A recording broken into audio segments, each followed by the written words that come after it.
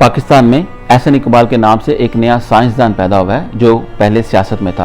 वो कहते हैं कि ओवरसीज़ पाकिस्तानियों को वोट का हक नहीं मिलना चाहिए क्योंकि उनको पाकिस्तान की सियासत का इल्म नहीं है, और मैं उनकी बात से एग्री करता हूँ।